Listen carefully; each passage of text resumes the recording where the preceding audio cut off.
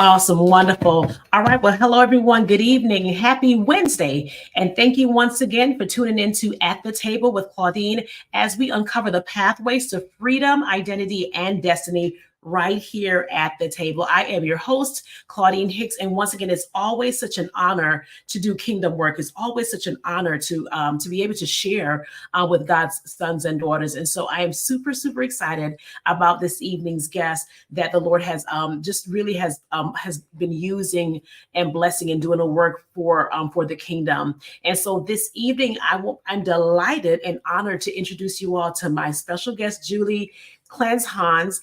And I want to just say to you, I may have messed up your name, but I just want to say, welcome, Julie, to the table. How are you? I'm doing good. How are you doing?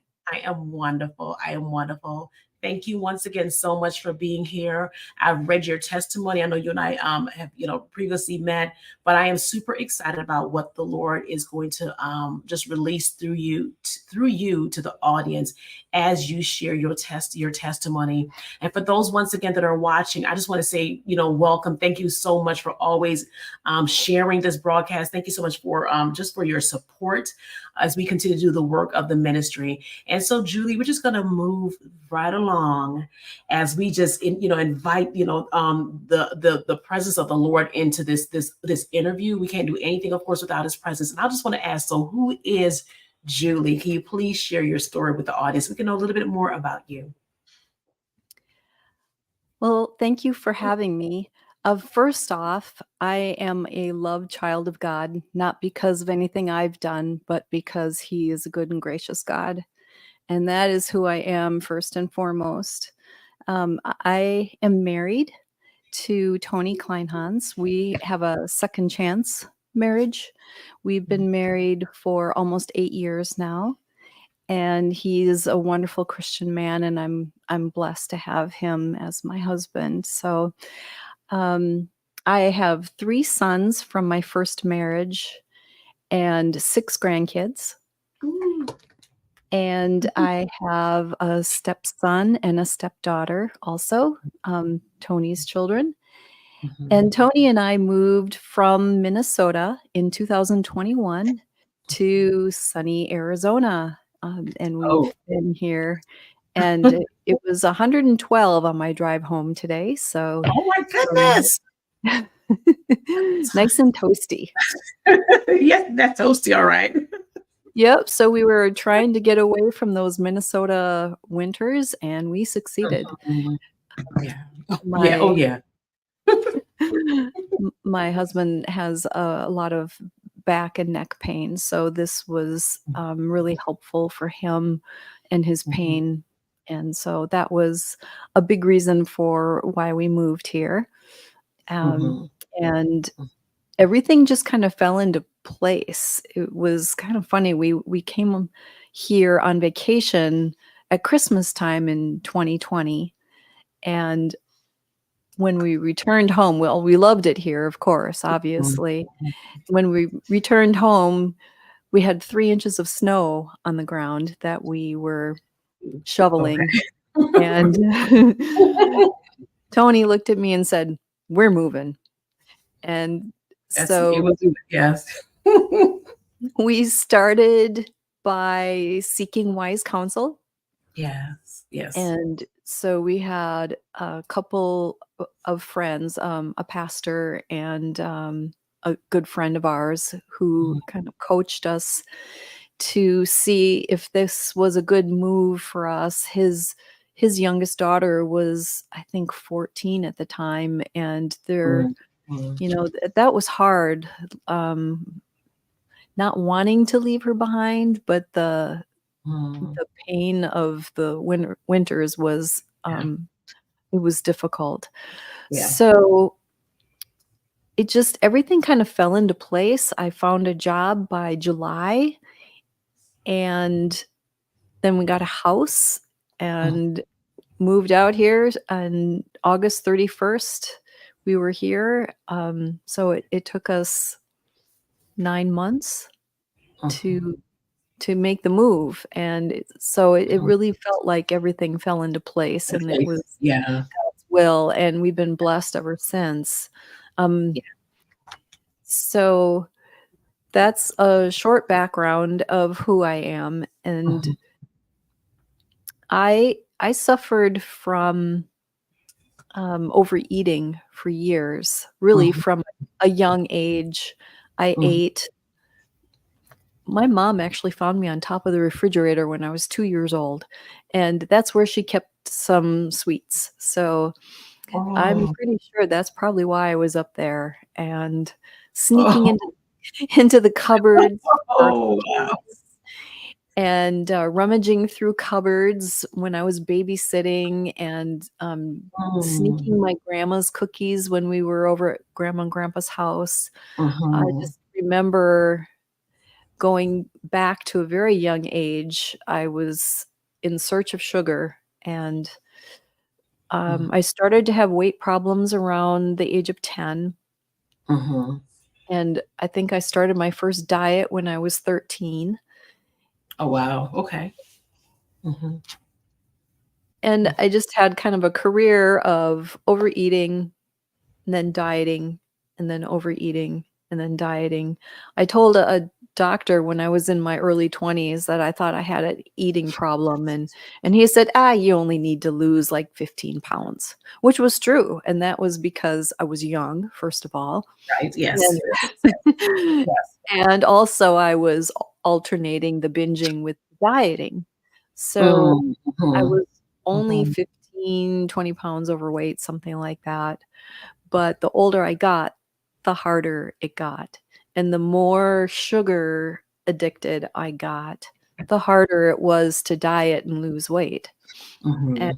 my top weight, I am 5'3.5", so I'm not Okay. very tall. Yeah. I, yeah. Mhm. So my top weight was 220 pounds. Mhm. That's a Okay. lot of weight Yes. for a Yeah. small person. And I'm small boned as well, so, like, my ring size is 4.5. Mhm. So, very small boned and definitely very overweight. Mhm. And so I found a new doctor, and she said, "Julie, you really need to lose weight." And was already having problems with health. I had Mhm. been in the emergency room once for, high blood pressure. My heart was racing. I'm not exactly sure what the problem Wow. was, you know. It took them so long to get to me that by the time they got to me, I was actually okay. Oh, But, wow. um, Mm. so I was starting to have health problems, and also my blood sugar levels were creeping up. And I told my doctor, "You're right. I know I need to lose weight, and I can lose weight, but I Mhm. can't keep it off because I can't stop eating." Mhm. Mhm. And she said, "Well, maybe maybe Overeaters Anonymous would work for you. It's worked for some of my clients. Maybe it'll work for you too." Mhm. So it Mm. took me 6 months to try it because with a name like Overeaters Anonymous, it was kind of scary. Right. Yeah. Yes. And I went to my first meeting in 2005 and decided that that was way too weird and extreme, and there was no way I was going to do that.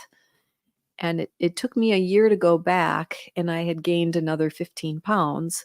So that's when I hit my top weight of 220. Right. Mhm.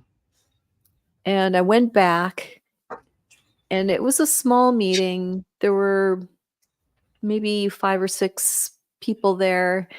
And I remember looking around the table going, well, this doesn't couldn't possibly work because those women are still fat just like me, except for that Mhm. one skinny one, and what's she doing here? So Mhm. it's Right. kind of Yes. funny, there Yeah. was no pleasing me, and that's because what I really wanted was I wanted to eat and be thin, and you can't do both. Mhm. Right. Mhm. So Mhm. so they were actually very kind to me and told me the ones that were overweight said, "Yes, we do have, we're still losing weight, but we have lost some weight, and, Mhm. um,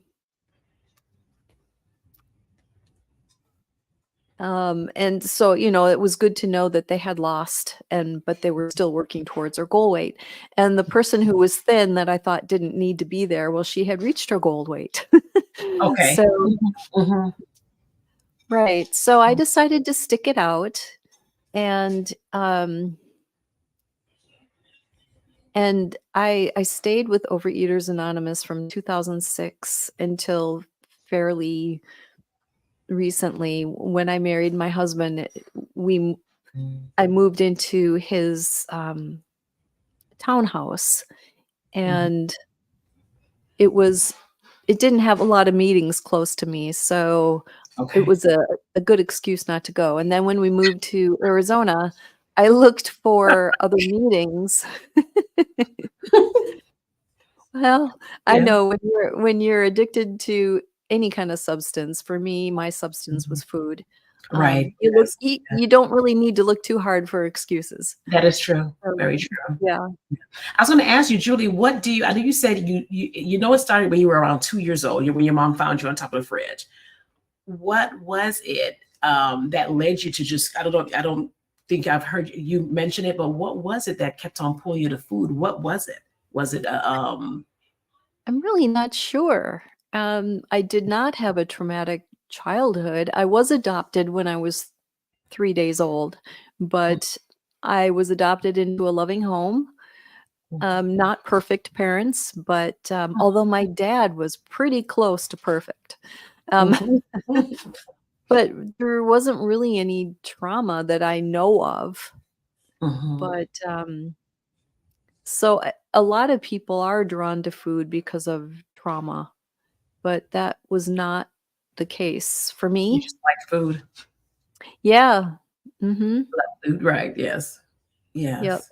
And maybe something traumatic did happen. I've heard that when you're in the womb, sometimes It starts with mhm. you can experience trauma. So maybe, I don't know. Mhm. Okay. Um, so anyway, I lost 90 pounds, That's wonderful. and yeah, thank you. Of course. And Yes.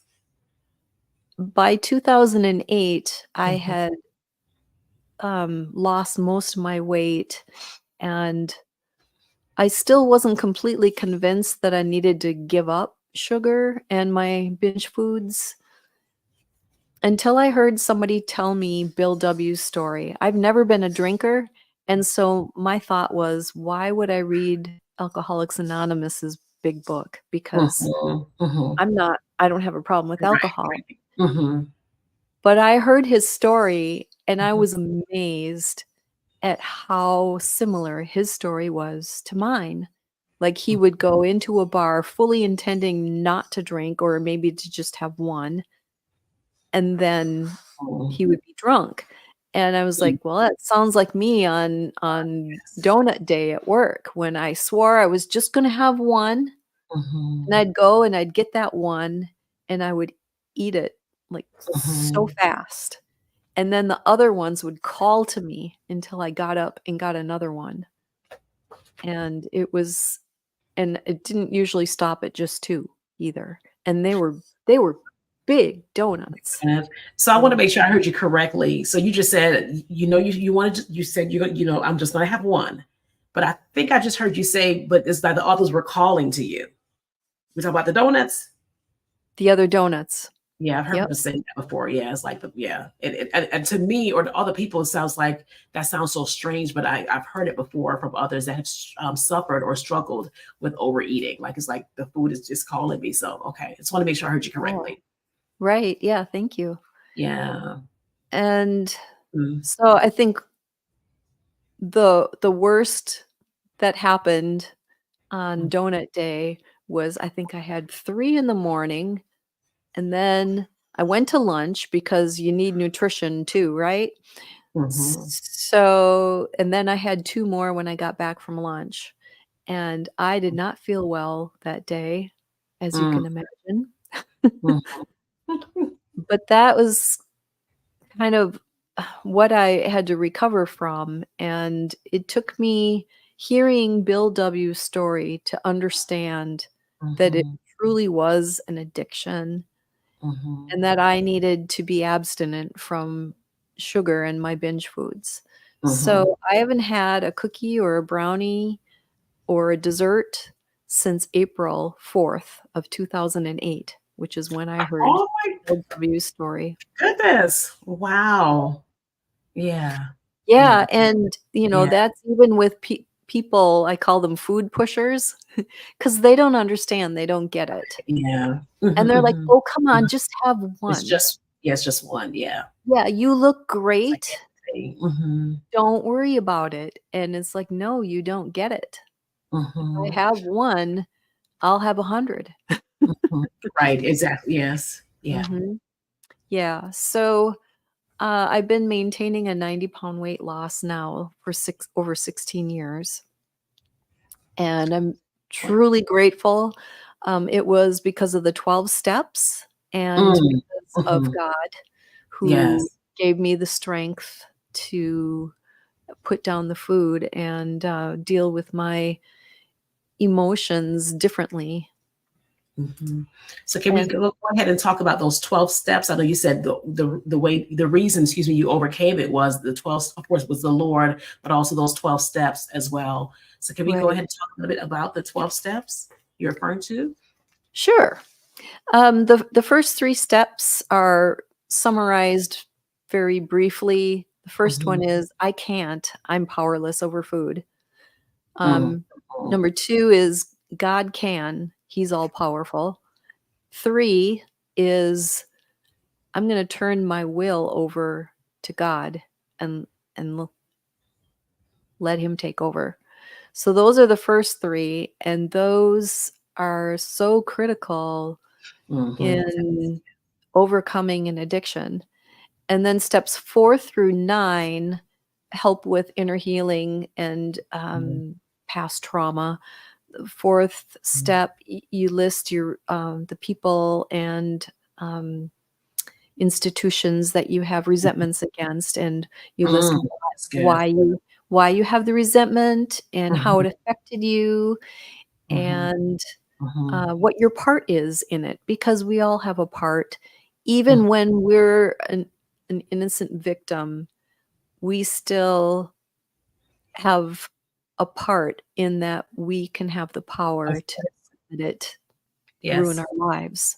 Yeah, that almost Julie, I'm sorry, but that almost sounds like when I for myself, when I do my coaching program, one of the parts I have is as far as, is a course, excuse me, a part on we release unforgiveness. It almost reminds me of unforgiveness because there's some, we also play a part in it. So one of those things that are holding us back because we're still holding on to that, I can't forgive whether it's the institution, like you just mentioned, was whether it's a person. So that's what it, when you said that, that's what it kind of just the light bulb went off. That's what it reminded me of. Mhm. Yeah. Yeah, there is a lot of forgiveness that goes on going through the Hmm. 12 steps. And then the Hmm. 5th step is asking God to, forgive us, more or Yeah. less. And then Hmm. the 6th step is we list out our defects of character, which we discovered in step 4. And Hmm. I discovered Mhm, that I am selfish and mhm, self-seeking. mm, And mhm, and we all are. And wanting things for ourselves isn't mm, always bad, mhm, but right, we don't always get what we want. And so sometimes we need to let it go and mhm, accept the fact that we're not gonna get what we want this time and just give it to God. And then step 7 is asking God to release us from those defects of character. And then mhm, step 8 is we make a list of people that we need to apologize to and right any wrongs. mhm, Um, Call it making amends. And yeah, then and that is where a lot of the forgiveness needs to happen. mm, Because if you're going to ask someone to forgive you, mhm, you have to come with a heart that's already forgiven them. yes, right, yes, And yeah, then in step 9, we make those amends. mhm, And then steps 10 through 12 are maintenance steps. 10 is kind of a mini steps 4 through 9, where we mhm, just take a okay, look at our day and, if we have any resentments, We need to just kind of do a quick step 4 through 9. And then Mhm. 11 is prayer and meditation. And then 12 is it 12 stepping. It's being of service to others. And Mhm. in that way, we're helpful to others. Mhm. And it's very fulfilling for us as well. And it also helps us to remember never where we came from, I guess. It Right. helps us remember Yes. where we came from and that we don't want to go back there. Right. Yeah. And now, Julie, how important would you have your clients, or for those that are joining in, how important are those steps? What would you say? I mean, we know it's important, but how important would you share with the client, potential client, that these steps are for us to take? Well, I think it's very important because it's really a threefold disorder or disease. Overeaters Mhm. Anonymous calls it a disease. I Mhm. kind of lean more towards a disorder. Mhm. Um, but Mhm. it's physical, mental or emotional, and spiritual. Because the spiritual part is what we really have is a God-sized hole that needs to be filled with love.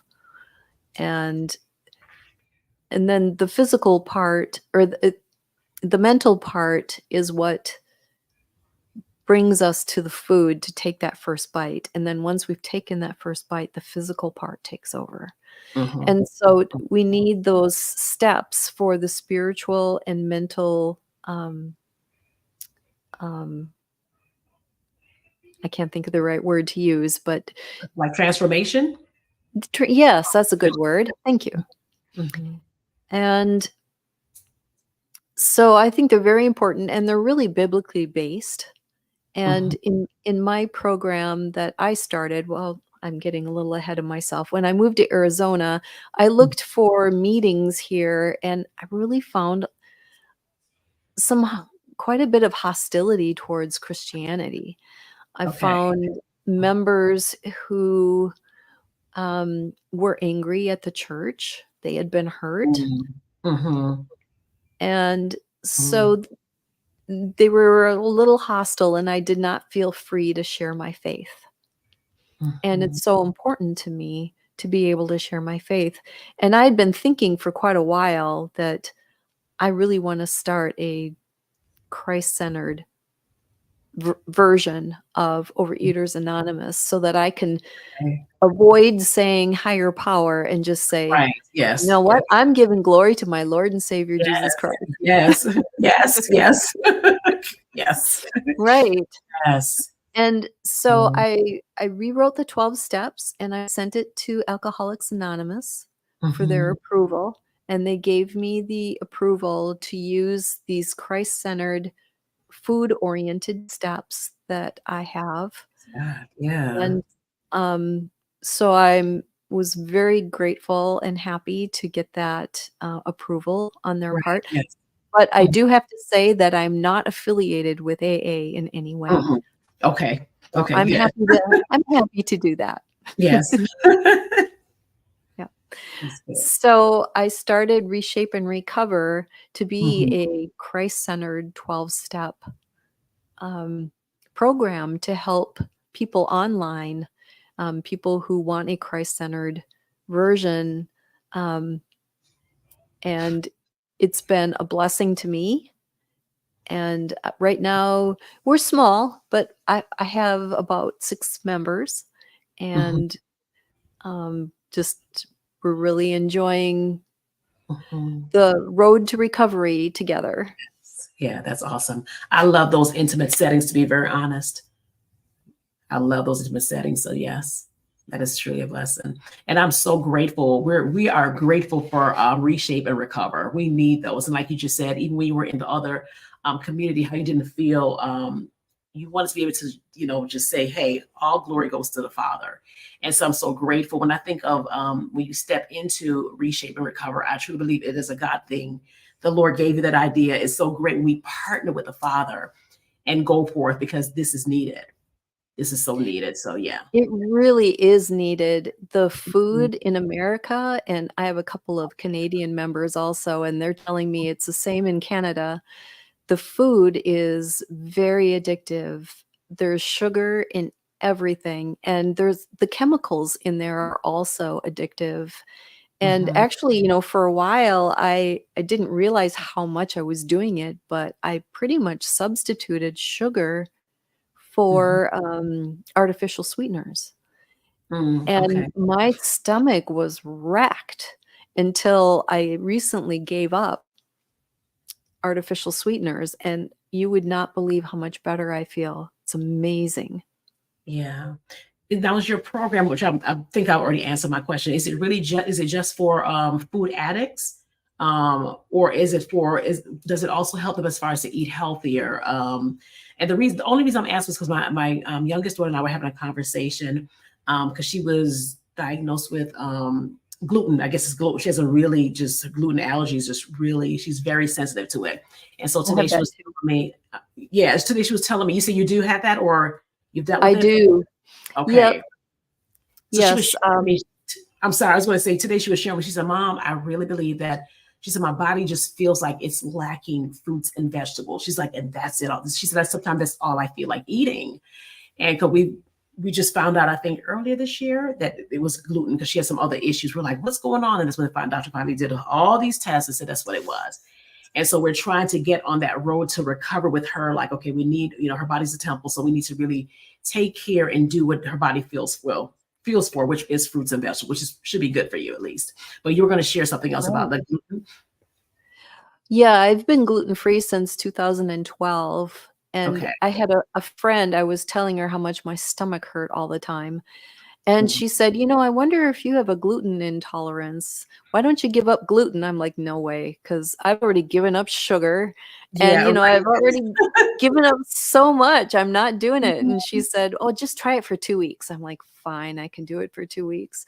So I called her up after 2 weeks and I said, "My stomach still hurts." And she's like, "Just try it another 2 weeks because Right, maybe it's just gonna take a little longer." I'm like, right. Yes. "Fine." Yes. And she goes kicking and screaming, "Yes." And, um, so after a month, I did feel better, and Mhm. then but not I was still having some trouble, but it definitely felt better, Different, yeah. and I ended up giving up most dairy products also. I still eat a Mhm, little bit, mhm, but mhm. so, yeah, I think it's important. I know Overeaters Anonymous is strictly 12 steps. Okay. But I think that we need to talk about the whole package, which includes food. And I'm not a nutritionist, but I Mhm, do have a lot of knowledge about it just through my research and mhm, struggles with my own eating. mhm. And so I can help develop a plan of eating. And then I want them to take it to their doctor or their nutritionist to make sure Right. that it's going to be Yes. good for them. Yeah. And also, an exercise plan. Honestly, Mhm, when I was 220 pounds, it hurt to walk at the mall. It's like, I can't exercise. And mhm, mhm, that's okay. They do have some chair, exercises that people can do. mhm. For me, I waited. I started exercising after I had lost some weight, and it didn't hurt Okay. to exercise because I don't think it's good I mean, no pain, no gain. I think they're talking about a different kind of pain. If it Right. hurts, don't do it. You're right. Yes. Right. So, but there are some chair yoga exercises that weren't around when I was starting in Overeaters Anonymous. And Mhm, I think we have so many more resources than we did back in 2008. And, mhm. and I started doing yoga, or it was it's really more stretches than it is Okay. yoga. It's not the religious portion of the yoga. It's Okay. just the stretches. And I am proud to say that at 60 years old, I can do the splits. Oh my gosh, Julie, do you know, I just said to myself, I said, I'm almost 50 and I've got to know how to do the split. And now you're telling me you're 60, you know how to do the split? Yep. It took me a little while, but I just started with some lunges, Okay. and the further down I got, Mhm. then at one day I thought, I wonder if I could do the splits, and sure Oh enough. my gosh, yeah, it was just something I was wanting to do, and for some reason, a few months ago, I was like, I need to learn how to do the splits. But also, as we get, more, I guess, older, or it is very good, like you just said, to make sure we're stretching. We need to stretch and take care of our bodies. And I have one of my very best friends. She's like, "Fun, you've got to stretch." I'm like, "Priscilla, I'm trying." She's like, "You've got to stretch." And one of the things that remind me to get on course talking about eating healthy, taking care of our body, is I always have to remind myself that my body is the temple, because our bodies, they are the temple. It is the temple of the Holy Spirit, and that's what keeps me on the track of eating healthier, stretching. I'm not there yet when it comes to giving up sugar. I love cake. I'm still trying, because even today after dinner, I'm sitting there, I'm like, I think we'd eat a piece of cake. And so I'm still trying. I'm getting there, Julie. But yeah, that's one of the things that encourages me, and as a reminder that our bodies are temples, to take better care of our bodies and doing those things. If I see that, whether it's food addiction, whatever it is, sugar addiction, whatever it is, that it is always a reminder. And there are Here we go. things, some tips and tricks for avoiding the sugar cravings, and making sure that you get enough protein. You actually need a lot more protein than you would ever imagine. And Mhm. making sure that you have enough fat in your diet, because Mhm. man does not live by salad alone. It just, no. And You my husband need agreed. protein. My husband would Yep. agree too. Yeah, Yeah. we'll so So agree. Yes. make sure you get healthy fats like Right. avocado. There's healthy fat in eggs. And so just there are ways to do it where if your Mhm. body feels satisfied, it's getting the Mhm. nutrition that it needs, you're Mhm. less likely to crave the sugar. Although honestly, once you're addicted to it, it's gonna take a while. It's I heard. You know what, Julie? I just have to say this. So this is one of my best friends, and this is the one I said. She said, "Yes, you do, honey." That gets on me about stretching. Yes, I'm getting better. So I had to just put her out there. But yes.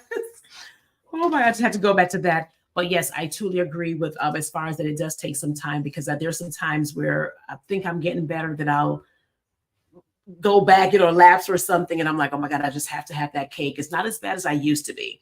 But Mhm. it is, for me, it is truly a work in process, where I'm trying to learn, because I know it's not good for me at all. Because I read something actually where sugar is like what it does to your brain or something, or it's just like, yeah, it was just, I didn't like what I read when it came to sugar and what sugar does to us.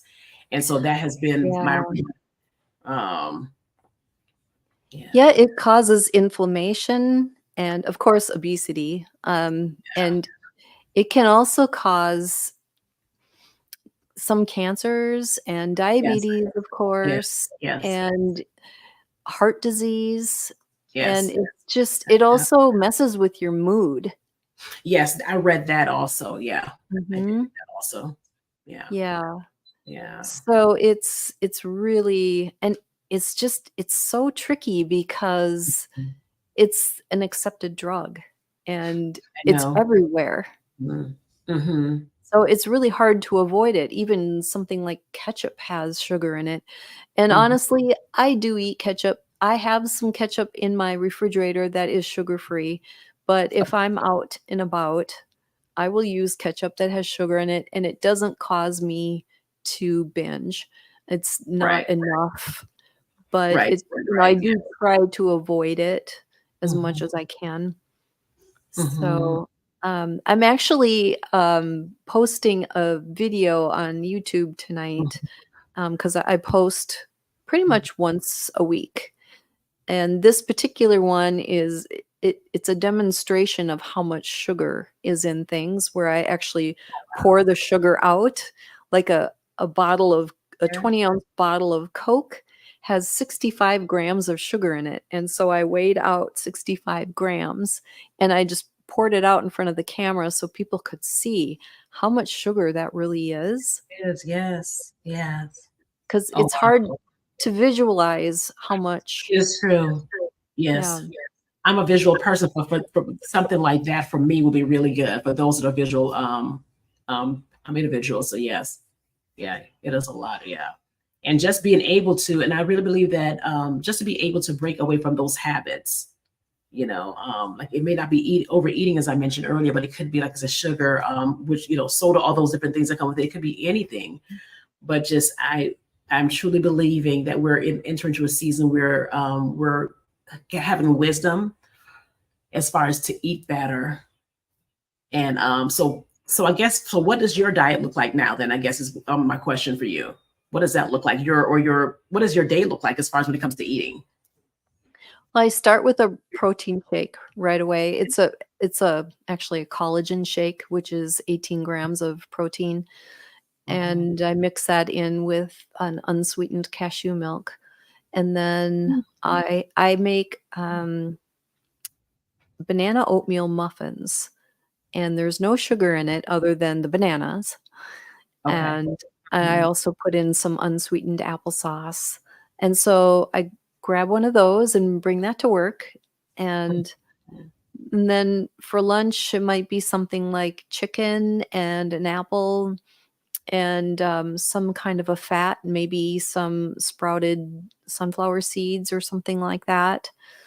And then for dinner, I make sure that I get 25 to 35 grams of protein, um, and a vegetable or, a few servings of vegetables. I could eat more vegetables. My eating isn't perfect. I'm Right. not perfect, Yes. but, Yeah. but yeah, I do try to eat the vegetables at dinner Mhm. time. And then, Um, so, and then if I have a craving mhm. after dinner, a lot of times I'll just drink some hot water. It really seems to help. Oh, really? Either Okay. Yeah, either that or some naturally decaffeinated teas. Just Okay. There's a lot of teas with artificial sweeteners in it, so just something to be aware of. And sugar and artificial sweeteners have hundreds of names, so it's hard to learn them all. That is true. Right. Yes. Yeah. And chances are, if you can't pronounce it, it's probably not good. Not good for you. Right. I know, right? Yes. So true. Right. While you were talking, I decided to, especially when you mentioned that what you're going to do today as far as for YouTube. So I'm going to put your information on the screen. But those that are watching us, the live or the replay, this is a way that you could actually reach out or get in contact with Julie. Let me see. I believe everything And looks the great. podcast is actually a recording of the lesson that I do. We have Saturday morning meetings at Reshape and Recover, and I record the audio. And I make sure, of course, that everyone's identity is private, and you only hear me and my husband. Tony is very active in Reshape and Recover. He's been a counselor and a coach for over 25 years and very familiar with 12-step recovery because of that. So we do the meetings together, and so we record the lessons and put those up as podcasts. Okay. Oh, wonderful. That's good. And can you just also encourage the audience as we kind of wrap it up to also let them know that just like anything, it is a process. It's not an overnight thing. I mean, my God, you said it's 12 steps. And so if you don't mind also just kind of sharing that with the audience as far as, this thing is a process. If you just share a little bit about that. Yeah, that's a good point, because people oftentimes will join and then get discouraged because they're like, well, I'm still binging, so this isn't working. Well, it took me more than 2 years to stop binging. So it just takes time. Sometimes it's a matter of acceptance. It can be any number of things, but the more you pray for willingness, just say, God, please help me be willing to give up this addiction. He will help you. Sometimes it takes time, but he will help you. Yeah. Amen. I love that. Yeah. Because he will. Yeah. Is there anything else that you like? This has been a great conversation, and once again, I truly appreciate you, coming in, because, like I said, there you could be anything else you could be doing, but you took this time to come and just to share your what the Lord has given you with your program. Is there anything else that you'd like to share with the audience before we wrap it up about yourself, or even about your program, Reshaping Recovery? Yeah, actually, I just wanted to share that I became abstinent in April of 2008. Mm-hmm. In 2009, I was diagnosed with a brain tumor and had to have it removed. I'm now deaf in my left ear. And what most people don't do when they become deaf is start a solo singing career, but I did. And Yes, yeah. and then in 2015, that was the hardest year of my life. I lost my job. I lost my husband. My kids were all mad at me too. And it was the hardest year I've ever had in my life. And not once did I turn to food during all of those years. And that Mm. is the power of God. Yeah. Yeah. Wow. Oof. That's powerful within a sense. Yeah, that's good. Wow. So can we just talk a little bit about the singing career? I know you.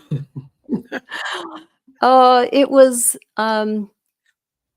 I started singing. Well, I had been in a traveling choir for years, but when I lost the hearing, it was like, that's going to be too hard. I'm not going to be able, with mono hearing, it's hard to pull out sounds from different places. So to hear the director over and above choir members who usually talk too much um, would just be difficult. And I had been in the choir a long time. So Mhm, I'd always wanted to go out and sing on my own. mhm, And when I was diagnosed with the brain tumor, I sang in a different church mhm. for each week up until the surgery. And then when I lost my hearing, I thought, well, maybe I can still sing because I still have my right ear. Right. And so I tried. I was practicing at home, Mhm, and it worked out really well. And I'm not this A plus solo singer. I'm mhm, better than some and not as good as others, but mhm, I love it, and a lot of people enjoy hearing me sing. mhm, So I was a guest singer at different churches within like 100-mile radius of my house. And mhm, sometimes I would give my testimony about the brain tumor, maybe during a Bible hour or something. mhm, And so, and then when I went through the divorce, there was a mhm, lot of shame with that. It wasn't my choice. Um, mhm, my ex um,